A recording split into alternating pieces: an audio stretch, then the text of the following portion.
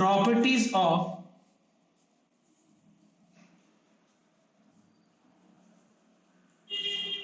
definite integral.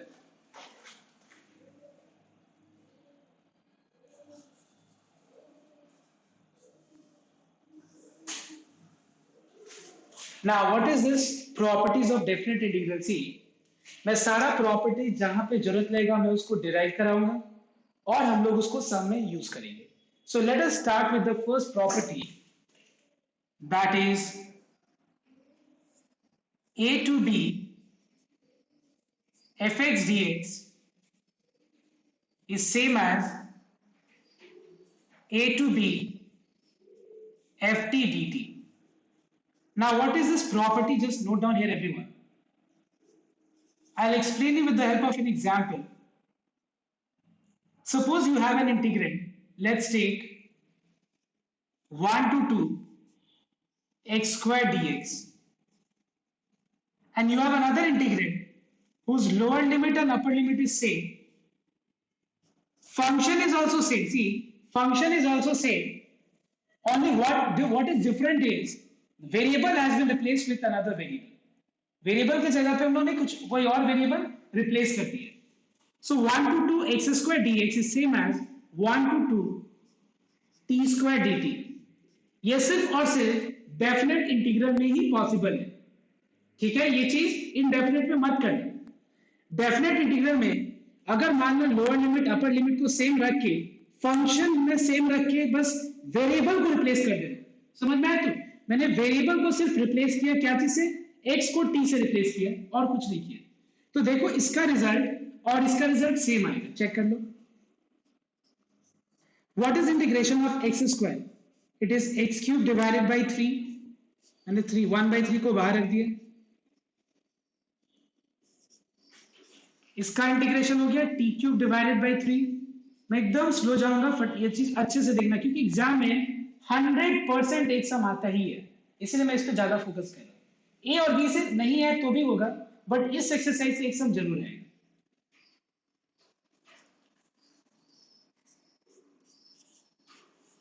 यहां पे एक बार अपर लिमिट पुट कर देना minus lower limit. You know this is the process how we do.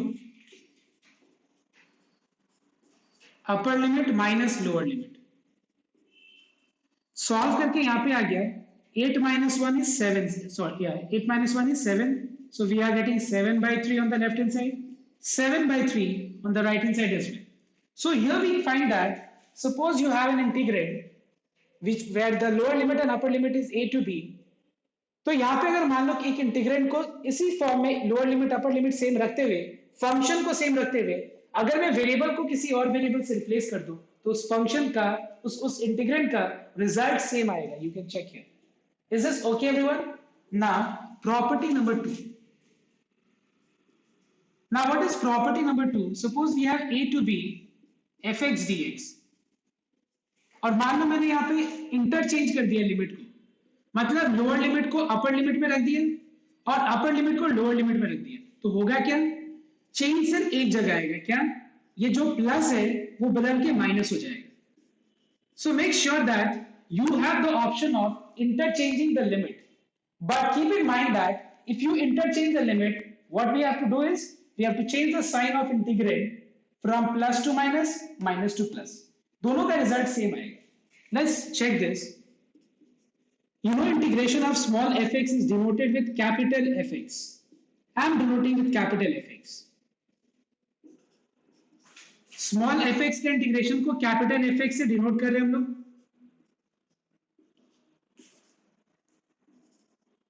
Let us put upper limit at the place of x and then lower limit. Let us put upper limit and then lower limit. Here we have f of b minus f of a. So here क्या इधर क्या आएगा? Minus plus minus f of a minus minus plus f of b. See, you are finding that the result is same. Check कर लो एक बार. Result is same. So we find that अगर मैं inter limit को interchange करूं कोई दिक्कत नहीं है, इंटरचेंज कर सकते हैं हम लोग. पर शर्त ये ध्यान रखना तुम लोग दिमाग में कि यहाँ पे जो लिमिट का जो साइन है वो चेंज कर देना. क्यों? You can just see the मैंने यहाँ पे प्रूफ करके दिखाया. Okay, so I want everyone to write down the property. Under that you write down this example, write down this property, and write down this proof part.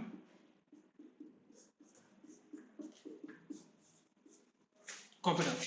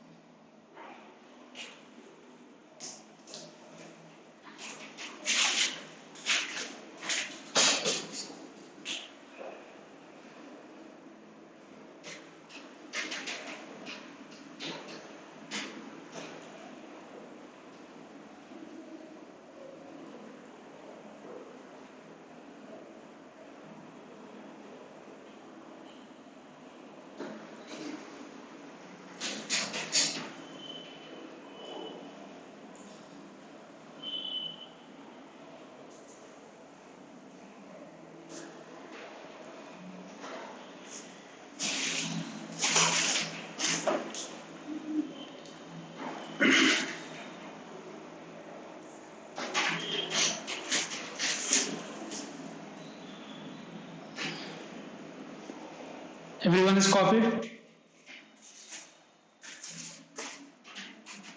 हो गया सबका copy?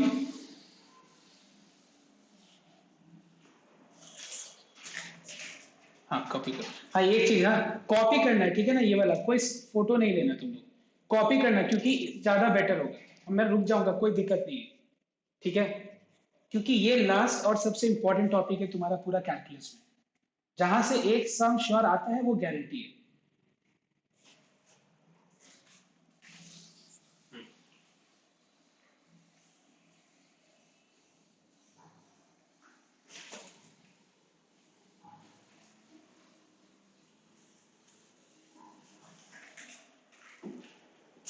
Now property number 3.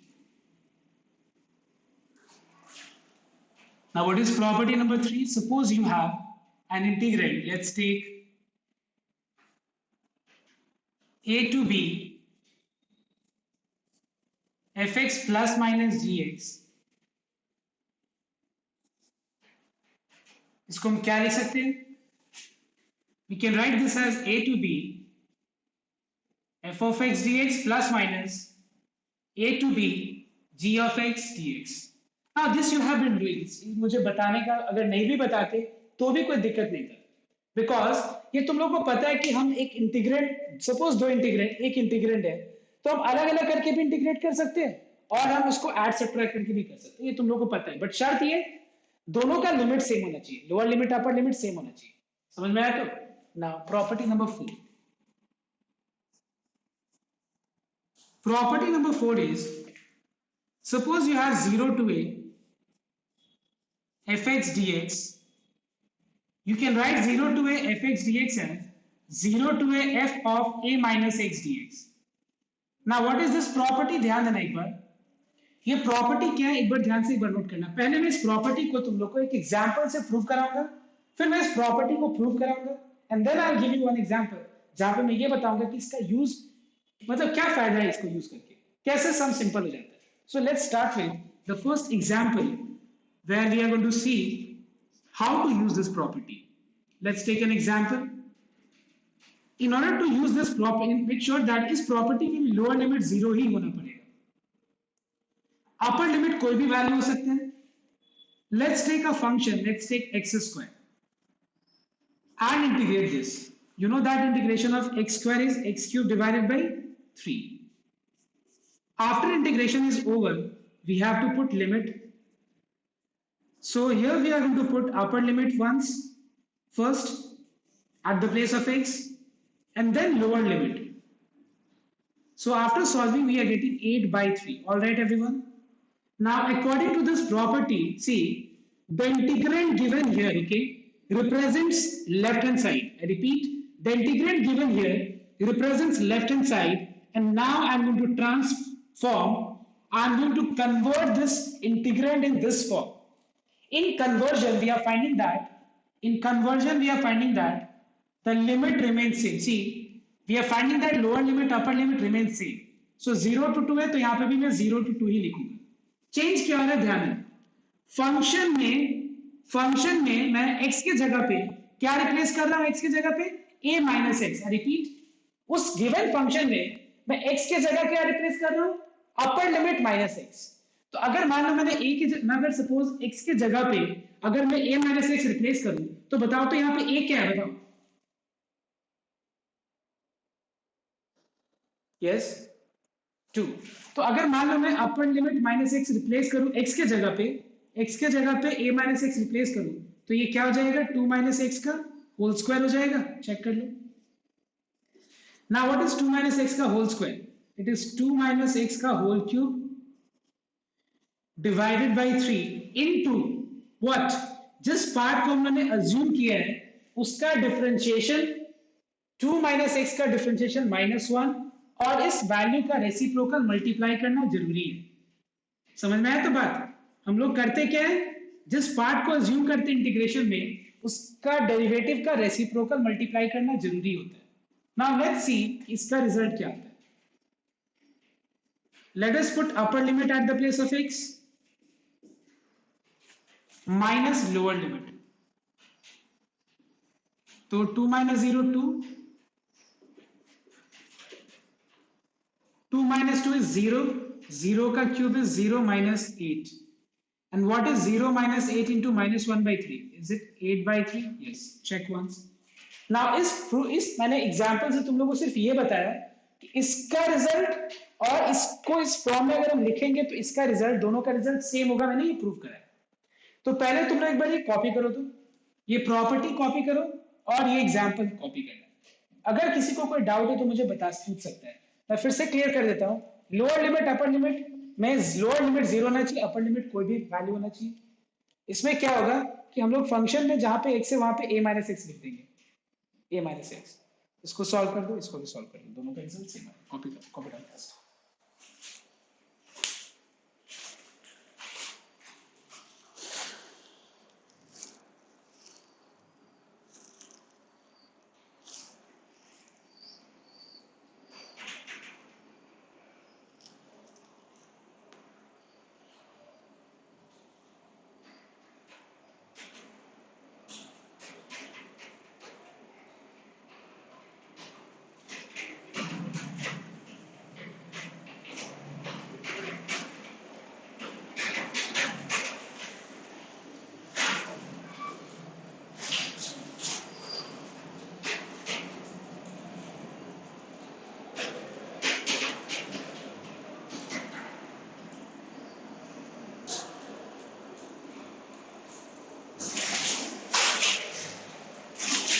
If there is anyone who wants to ask anything regarding this, you can ask. Okay, I don't have any problem. I have been telling you. Okay, you can clear your doubts. No problem. Yes.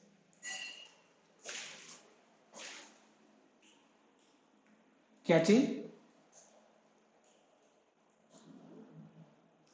हाँ, integration तो use होगा ही, लेकिन यहाँ पे तुम्हारा क्या है कि बेसिकली हम लोग जो मेन पार्ट है वो प्रॉपर्टी से सॉल्व कर रहे हैं हम लोग, और बाकी इसमें इंटीग्रेशन बहुत कम होगा. इंटीग्रेशन तो यूज होगा ही.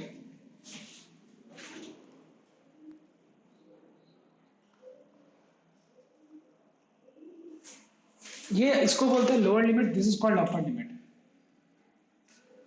ये हम लोग एरिया बाउंड्रीज जब करेंगे तो इसका मतलब बता दूंगा कि ये क्या रिप्रेजेंट करता है, डायग्राम में क्या रिप्रेजेंट करता है. अभी तो फिलहाल ऐसे ही करना है.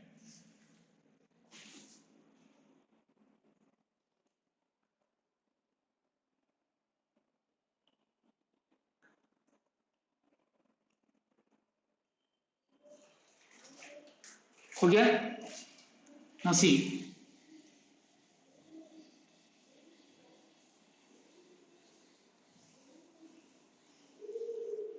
now let us see the proof part of this property once. Let's take right hand side.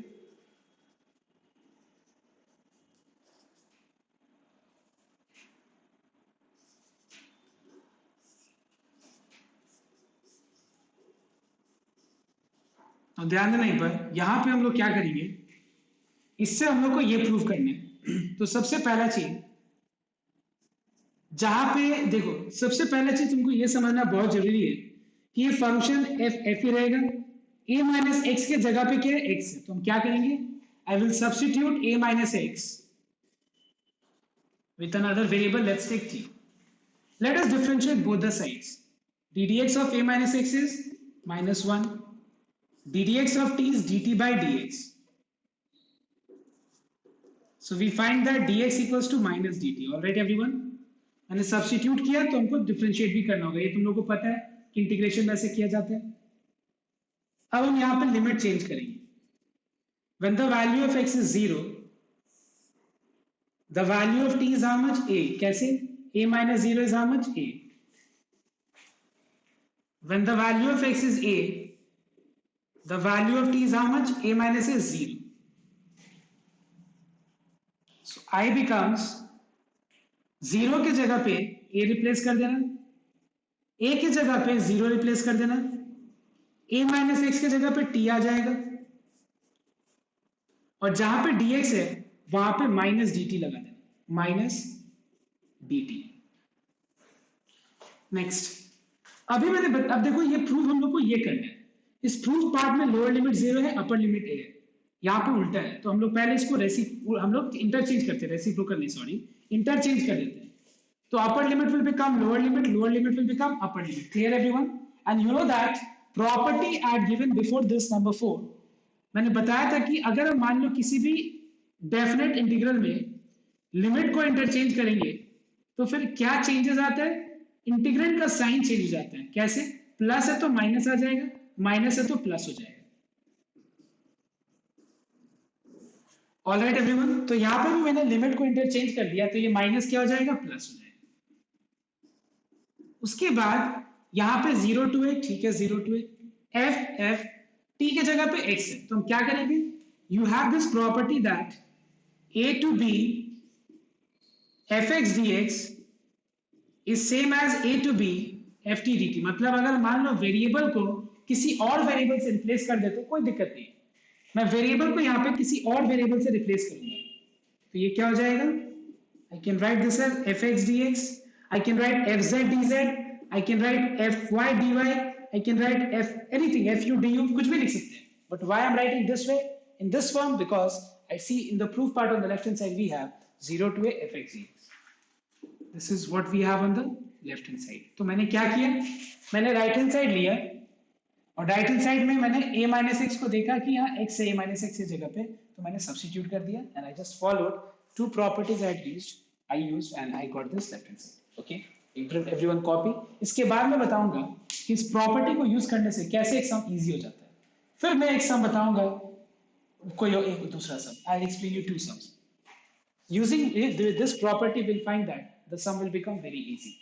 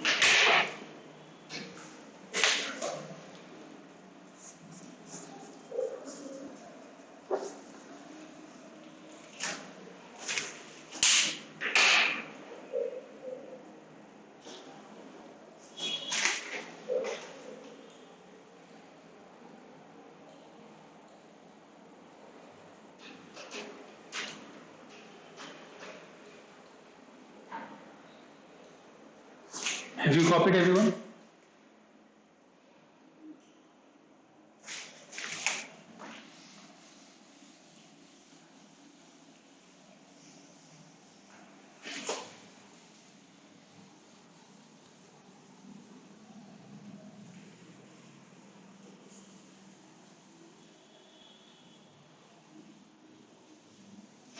Now see, I'll explain you one somewhere. I'll explain you how this property, the use of this property will make this sum easy. Let's take 0 to 2, x into square root of 2 minus x. Now कौन बता सकते हैं कि अगर मान लो मुझे ये सम दिया गया है, छोड़ो प्रॉपर्टी सब छोड़ो, दिमाग से प्रॉपर्टी हटा देते हैं एक बार फिलहाल के लिए। बताओ तो ये सम को कैसे सॉल्व करेंगे बिना प्रॉपर्टी के? सो क्या कैसे करेंगे बताओ, नॉर्मल इंटीग्रेशन में क्या करेंगे? चलो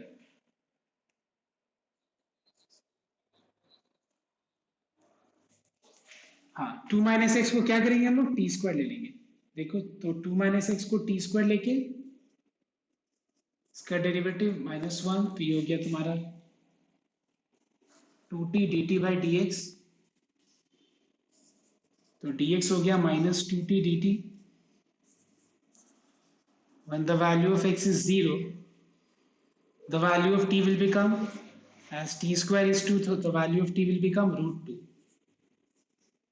When the value of x is 2, 2 minus 2 is 0, so the value of t will become √0, which is 0. फिर i क्या हो जाएगा? 0 के जगह पे √2, 2 के जगह पे 0, 2 माइनस एक्स के जगह पे टी स्क्वायर, x बच गया तो x के जगह पे 2 माइनस टी स्क्वायर, और dx के जगह पे -2t dt। -2 is a constant, keep it outside. What is square root of t square? It is t. t into t कितना हो जाएगा? t square. t square को दोनों टर्म से मल्टीप्लाई कर देना।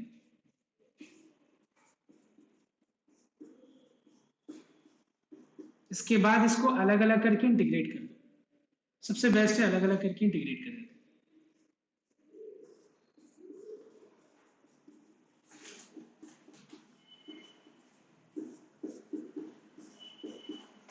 टू बार आ गया, -4, टी स्क्वायर का इंटीग्रेशन हो गया टी क्यूब बाई 3,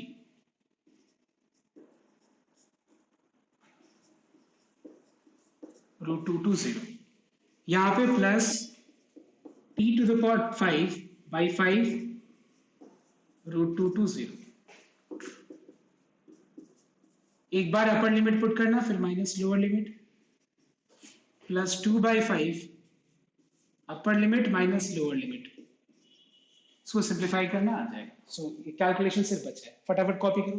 तो ये मैंने क्या किया तुम लोग को, एक बार मैंने नॉर्मल तरीके से, मतलब कोई प्रॉपर्टी बिना लगाए हुए मैंने बताया, देखो कितना लंबा हो गया। अब हम प्रॉपर्टी यूज करेंगे, सब देखो कितना छोटा हो जाता है। एक बार कॉपी करो पहले।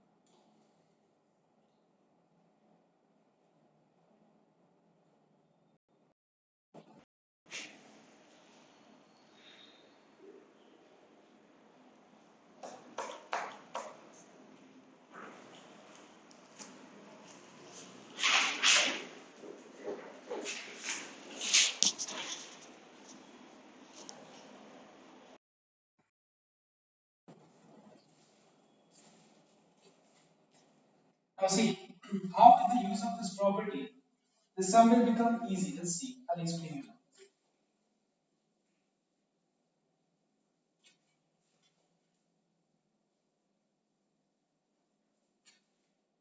देखो सबसे पहला चीज, इस पर हम प्रॉपर्टी अप्लाई करें। Now applying 0 to a fx dx equals to 0 to a f of a minus x dx। अगर मान लो मैं इसमें प्रॉपर्टी अप्लाई करता हूं ये वाला, तो क्लियरली लोअर लिमिट 0 है, अपर लिमिट कोई भी वैल्यू होना चाहिए और है। तो क्या करेंगे देखना एक बार, जहां पे x है देखो सबसे पहले अगर हम इसको इस फॉर्म में लिख रहे हैं तो लिमिट सेम रहेगा, और जहां पे x है देखो जहां x है x की जगह क्या रिप्लेस हो जाएगा a माइनस एक्स, तो a क्या है यहाँ पे 2, x की जगह क्या रिप्लेस होगा 2 minus x. If I replace 2 minus x, देखो कैसे सब इजी हो जा रहा है। इसको सॉल्व करके सिंपलीफाई करके रूट एक्स आता है। उसके बाद रूट एक्स का मतलब होता है x to the power half, x to the power half को दोनों टर्म से मल्टीप्लाई करते हैं। अच्छा बताओ तो एक बार अब हुआ कि नहीं ऐसा इजी, देखो अब हम लोग आसानी से सॉल्व कर लेंगे, हम लोग को यहाँ सब्स्टिट्यूट नहीं करना पड़ेगा, बेस सेम होने से पावर ऐड हो जाएगा, बस इंटीग्रेट करना है, इंटीग्रेट करके लिमिट लगाना है। देखो कितना इजी हो गया। नहीं तो पिछले सम में क्या करना, पिछले वाला मेथड से क्या कैसे करना पड़ा, पहले सब्स्टिट्यूट फिर डिफरेंशिएट फिर उसके बाद लिमिट चेंज फिर उसके बाद वापस इंटीग्रेशन। यहाँ पे कुछ करना ही नहीं पड़ा, प्रॉपर्टी लगा सिंपल आ गया। जो पहले प्रॉब्लम था वो प्रॉब्लम अब जो पहले इंटीग्रेंट था उससे क्या हुआ, ये सिंपल फॉर्म में आ गया। पहले क्यों नहीं सॉल्व हो पा रहा था, बिकॉज यहाँ पे स्क्वायर रूट के अंदर 2 माइनस एक्स था और यहाँ पे x था, यहाँ पे रूट एक्स आ गया, बस दोनों से मल्टीप्लाई करके is this okay everyone. Now I show you, ये तो बता दिया मैंने, इंटीग्रेशन पार्ट बचे। अब मैं बताऊंगा प्रॉपर्टी इसका, जहां पे इस प्रॉपर्टी को यूज करने से देखना सब कितना इजी हो जाएगा। जैसे यहाँ पे भी हम लोग ने देखा, एक और एग्जांपल हम देते हैं।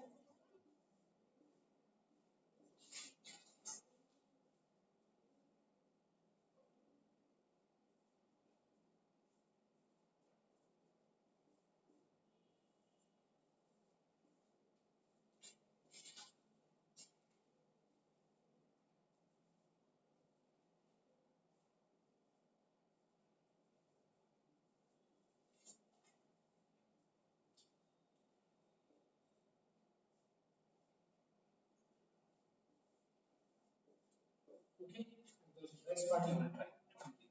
Hello, complete this.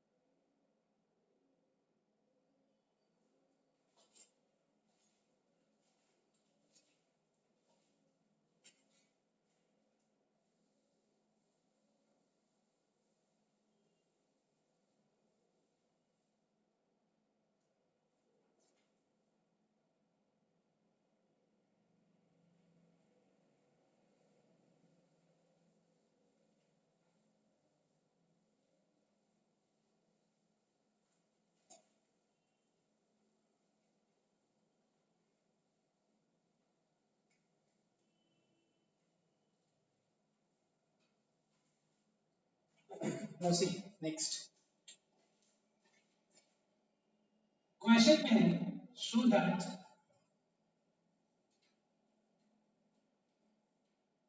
0 to pi by 2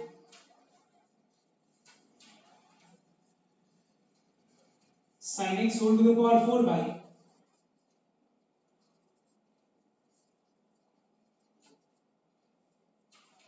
और हम लोग को प्रूव करना है यहाँ पे पाई बाई 4। तो ध्यान से एक बार नोट करना, कितना इंटरेस्टिंग सम है ये, तुम लोग को सम में करने के बाद तब तुम लोग समझ में आएगा कितना इजीली प्रॉपर्टी को यूज करके हम लोग ये सम को इजी बना सकते हैं। कंसंट्रेटिव, अगर समझ में ना आए तो पूछना एक बार। सबसे पहली चीज मैं लेफ्ट हैंड साइड ले लेगा, I am taking left hand side.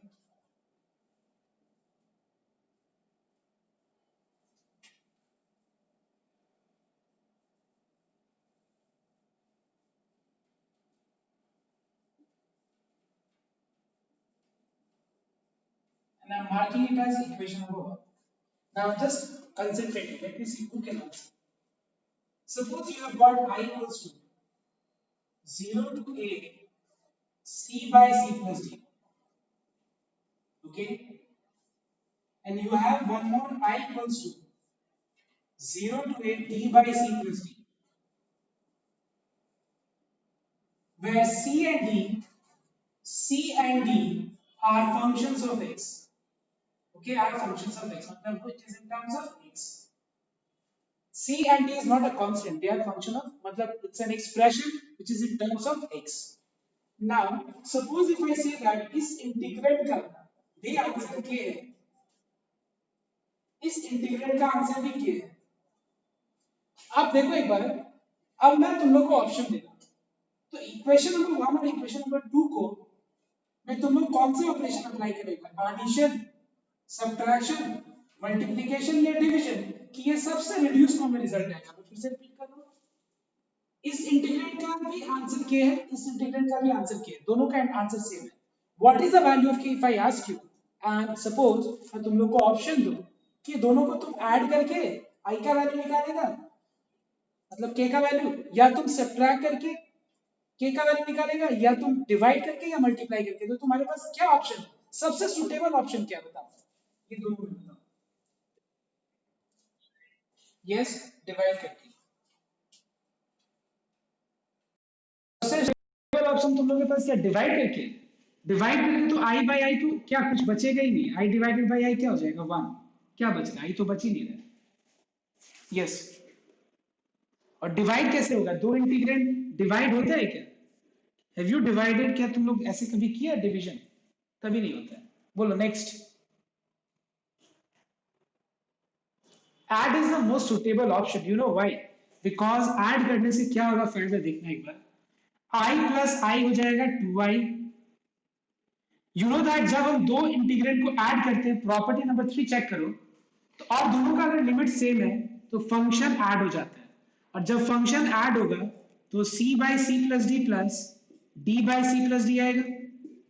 और जब ये दोनों ऐड होगा तो देखो एक बार, क्योंकि दोनों का डिनोमिनेटर सेम है, ध्यान से एक बार ऑब्जर्व करना, दोनों का डिनोमिनेटर सेम है, एक टर्म यहाँ पे दूसरा टर्म यहाँ पे. तो जब तुम ऐड करोगे तो c प्लस डी बाई क्या आ जाएगा? c plus D. And what is c plus d by c plus D? It is 1.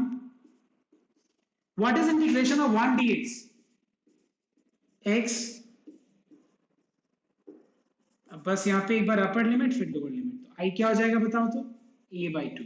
And तुमको पता था कि i का वैल्यू k था और k निकालना था. So what is the value of k? It is a by 2. समझ में आ? देखो कितना इजीली हो गया ये format. c by c plus d, d by c plus d, दोनों को ऐड कर दो. अब मैं तुम लोग को बताऊंगा कि कैसे इस लॉजिक को यूज करके ये सम भी सिंपल हो सकता है. देखो एक बार ध्यान से. Now applying 0 to a fx dx equals to 0 to a f of a minus x dx. मतलब मैं ये प्रॉपर्टी अप्लाई कर रहा हूं. इस प्रॉपर्टी को अप्लाई करने के वक्त मुझे क्या करना है? लिमिट सेम रखना है. देखो, और कहां पे क्या रिप्लेस होगा बताओ तो? किस जगह पे क्या रिप्लेस होगा बताओ? x के जगह पे a माइनस एक्स. a क्या है यहाँ पे?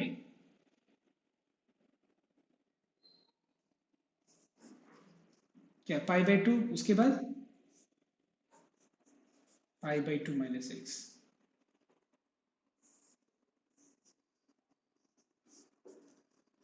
x की जगह पे पाई बाई 2 माइनस एक्स.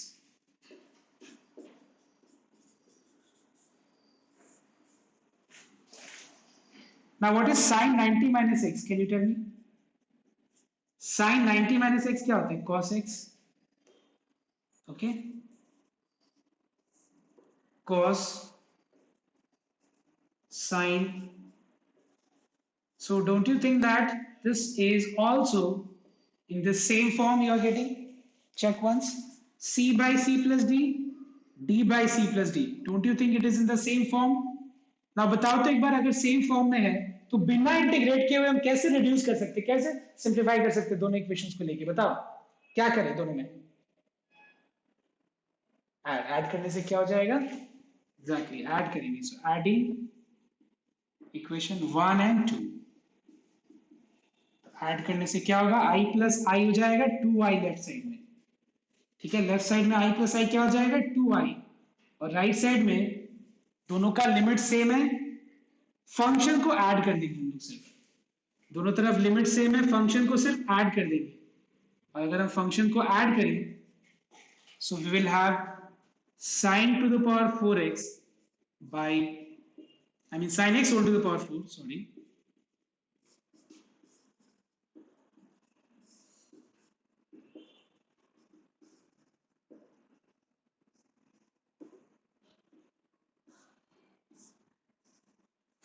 दोनों का डिनोमिनेटर सेम है,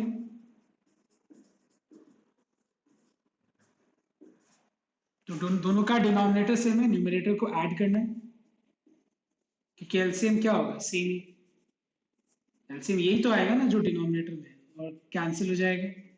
देखो तुमको इतना स्टेप्स दिखाने का जरूरत नहीं है, तुम डायरेक्ट वन लिख सकते हो, तुमको पता है, सिंपल सा बात है, इसको और इसको ऐड करके वन आएगा, तो ऑब्वियसली इसको और इसको ऐड करके भी वन आएगा, इतना स्टेप्स दिखाना नहीं पड़ेगा, मैं अभी दिखा दे रहा हूँ, बट अगर जरूरत पड़े तो तुम डायरेक्ट लिख सकते हो। One, what is integration of 1 dx, x, और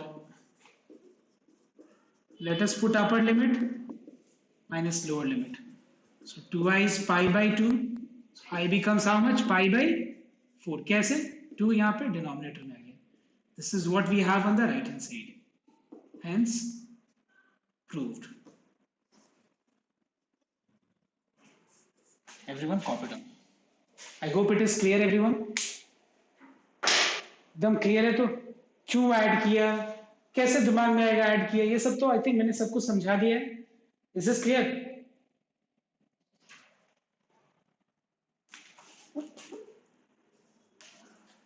कॉपी करना।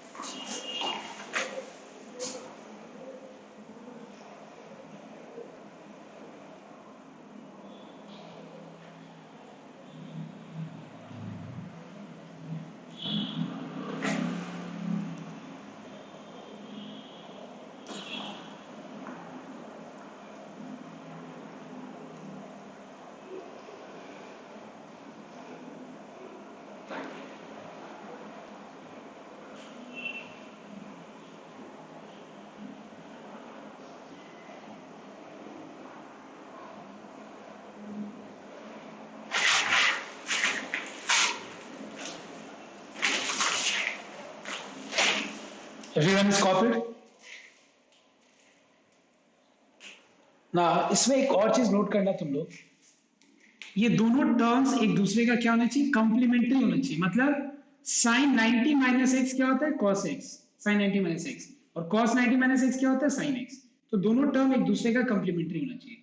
और तुम देखना बुक में, तुम अगर आर एस अग्रवाल का एक्सरसाइज 16C निकालो तो तुमको पता चलेगा कि 1 से लेके 17 तक सबका एक ही फॉर्म है और सबका आंसर पाई बाई 4 है। चेक कर सकते हो, सबका आंसर एक ही है, and that is pi by 4, और सबका फॉर्म भी यही है। नाउ मैं एक सम दे रहा हूं, तुम लोग एक बार खुद से करो।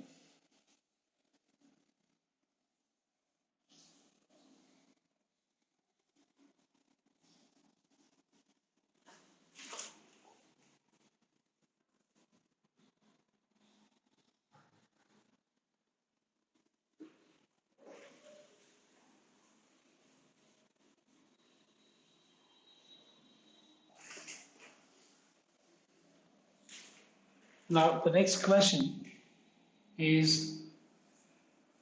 0 to pi by 2 root under sin x divided by root under sin x plus root under cos x, show pi by 4. The next question is 0 to pi by 2.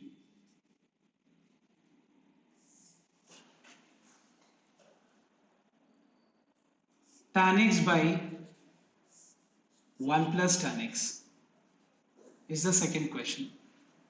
Everyone try once. ये दो सम try करो. तीसरा सम है 0 to pi by 2 sin x minus cos x by 1 plus sin x into cos x. ये third question है और ये to show that it is equal to 0. हरिया ये 3 क्वेश्चंस करो बस. उसके बाद हम नेक्स्ट प्रॉपर्टी बताएंगे, फिर उसके ऊपर सम्स करो. तो ये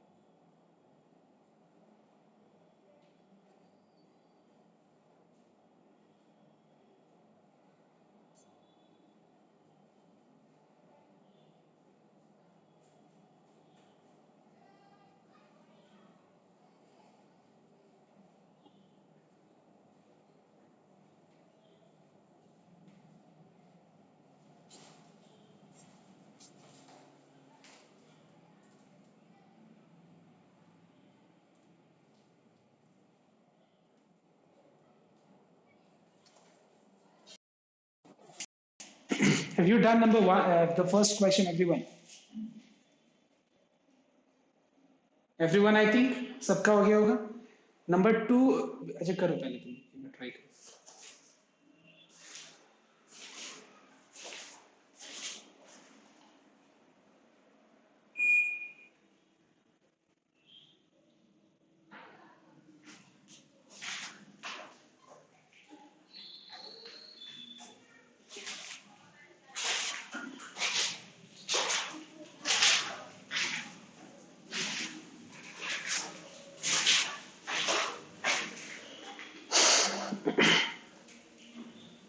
अच्छा नंबर 2 में प्रॉपर्टी लगाने से पहले कुछ चेंजेस करना है, कुछ सिंप्लीफिकेशन करना है. What is that?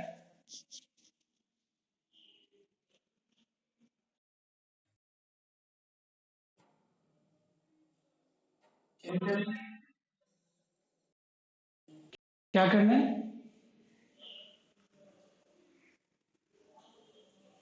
हाँ, tan x को sin x by cos x लिख के फिर सॉल्व करना है.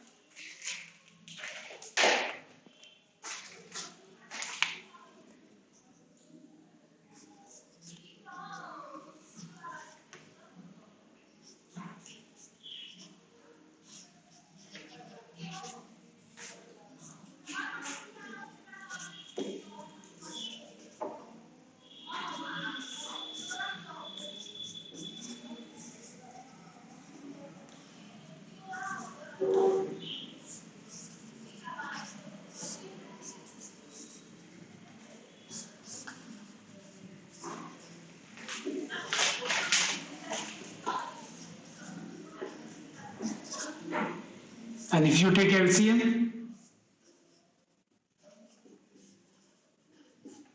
you will get this much. Now apply property तो सेम हो गया, एकदम सेम हो गया.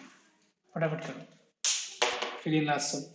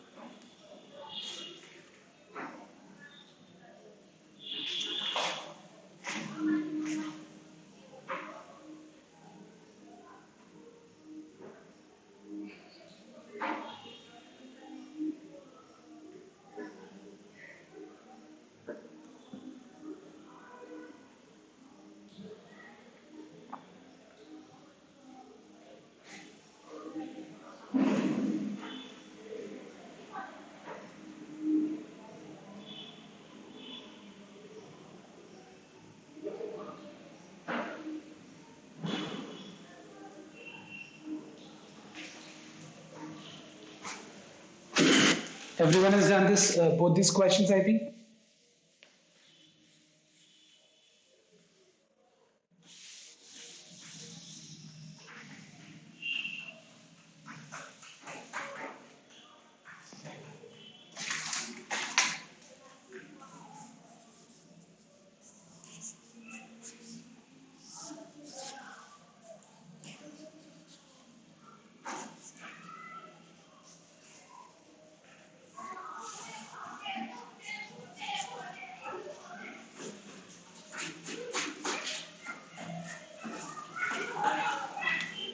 And you have to show that it is equals to 0.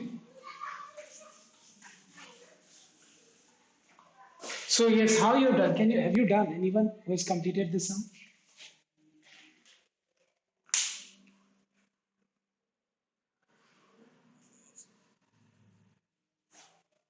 Good. Take care. So now let us apply 0 to a fx dx.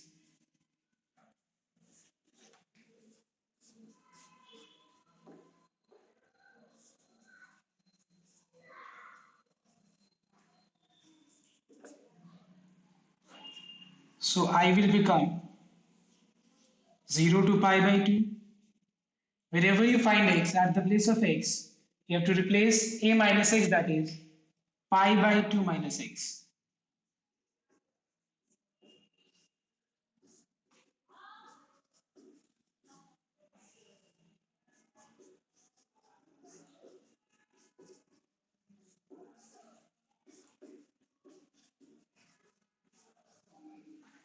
Now, what is sine 90 minus x?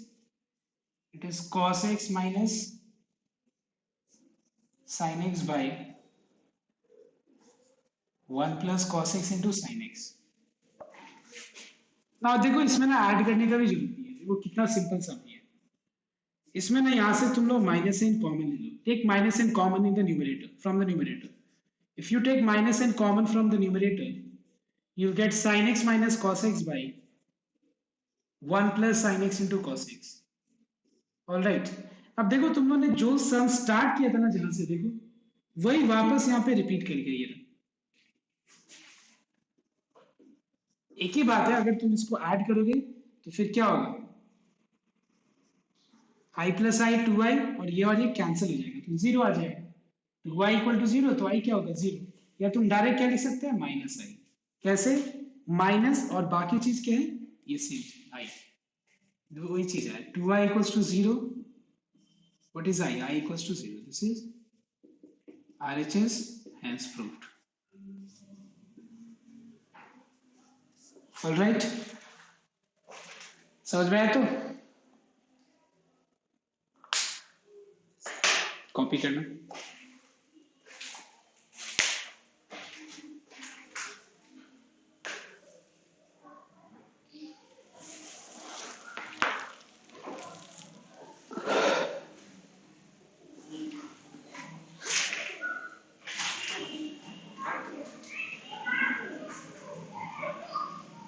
मैं बस एक और प्रॉपर्टी समझाऊंगा बस आज, नहीं explain you one more property. I hope everyone has copied.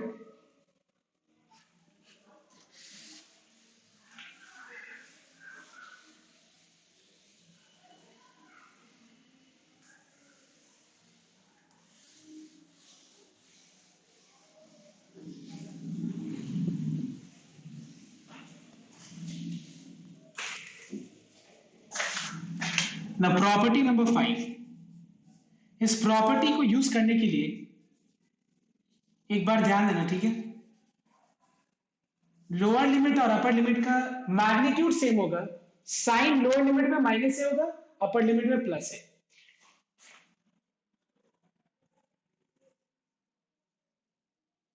अगर f of x odd function है तो इसका आंसर 0 होगा, और इसका आंसर हो जाएगा 0 to a twice fx dx. अगर fx इवन फंक्शन है तो, if fx is an even function. Now how to test odd even? कैसे हम एक फंक्शन का how to test that the function is odd or even, whether the function is odd or even, how to test? Step 1, take the given integrand as fx. Take the given integrand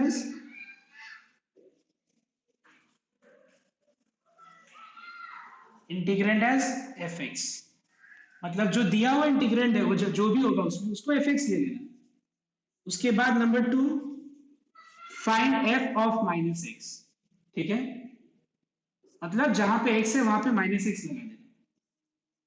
और अगर f of minus x का answer minus fx है, then fx is an odd function. ठीक है, अगर मान लो तुम लोग f ऑफ माइनस एक्स निकाल रहे हैं और अगर f ऑफ माइनस एक्स का आंसर प्लस fx आ गया suppose, then fx is an even function. ठीक है, मैं एक एग्जांपल से चीज क्लियर कर देता हूं, डोंट वरी. सपोज मान लो एक इंटीग्रेंड है माइनस पाई टू पाई और क्वेश्चन है मान लो X cube cos cube X. इसका हम लोग को वैल्यू निकालना. कैसा है यहाँ पे minus pi two plus pi. तो क्या करेंगे हम लोग, स्टेप्स टेस्ट करना पड़ेगा कि वो ऑड है या इवन है. तो क्या स्टेप है, दिया हुआ इंटीग्रेंड को में जो फंक्शन है उसको पहले fx लेट ले लो. दिया हुआ इंटीग्रेंड में जो फंक्शन है जिसको इंटीग्रेट करना है उसको पहले fx लेट ले लेना. उसके बाद सेकेंड स्टेप क्या है, find f of minus x. मतलब जहां पे x है वहां पे माइनस एक्स रिप्लेस कर देना.